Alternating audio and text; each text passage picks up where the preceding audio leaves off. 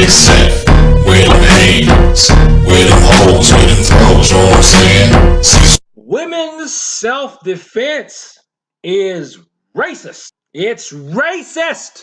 It's racist, says a feminist author. Feminist author says teaching women self-defense has racist roots. I'm not going to read this whole thing to you. Her name is Wendy L. Rouse. I hope I'm pronouncing it correctly. Her book, In Her Own Hero, The Origins of Women's Self-Defense Movement. She says that there's an intersection. What is this?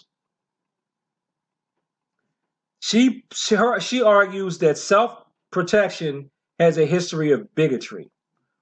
And she's saying that it's basically started when white women were working outside the home. While learning self-defense allowed white women to work outside the home, quote, it also allowed those same women to teach working class and immigrant women the tactics in a white savior-esque fashion, Rouse wrote, according to authors Brittany de la Cretza's book review. I'm going to get this book. Probably I'm going to have to wait till payday. I'm going to order this book and I'm going to do a review on it. Because I'd seen something similar to this before, but it was out of print and I couldn't get it. But I'm going to get this one. So basically, Rouse concluded, I'm skipping over a bunch of stuff.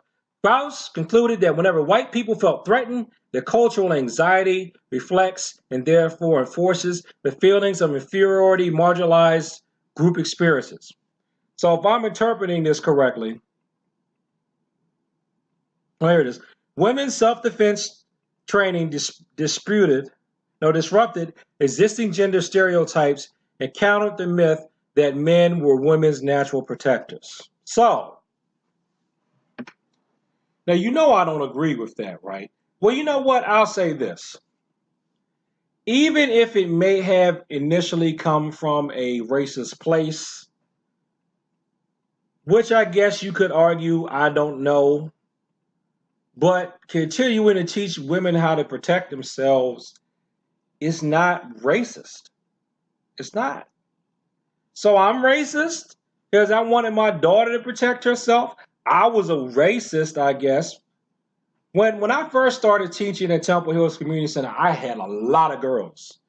I guess I had a lot of girls because they saw my daughter and like, girl, come in.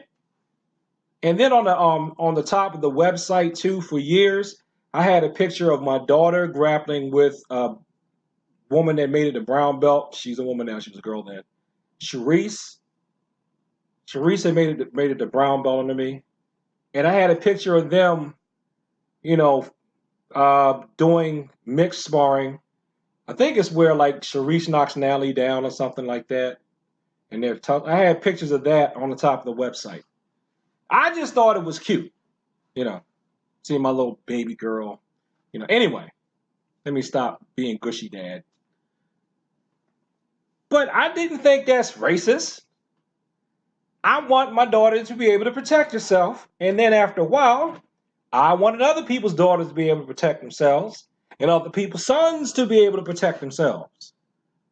So I don't think I'm being a bigot by letting people protect themselves, especially these days when there are a lot of fights that go on between girls.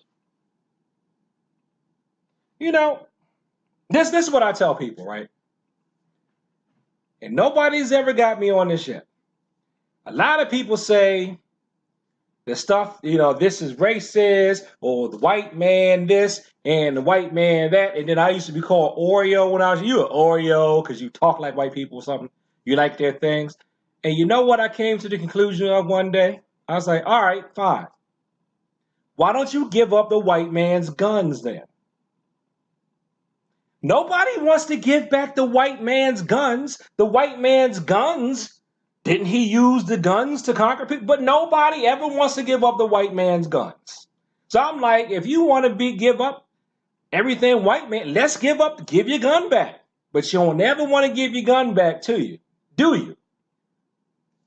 Because that's ridiculous. Just like this type of argument is ridiculous too. I haven't read the book yet. I am going to read it.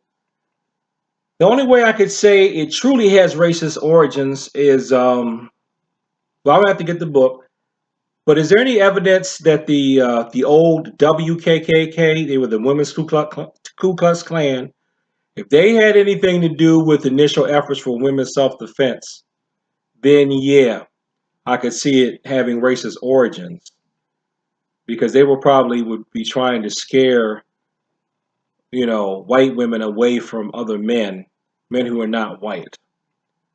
But that still doesn't make teaching women how to defend themselves in and of itself a racist thing. Peace.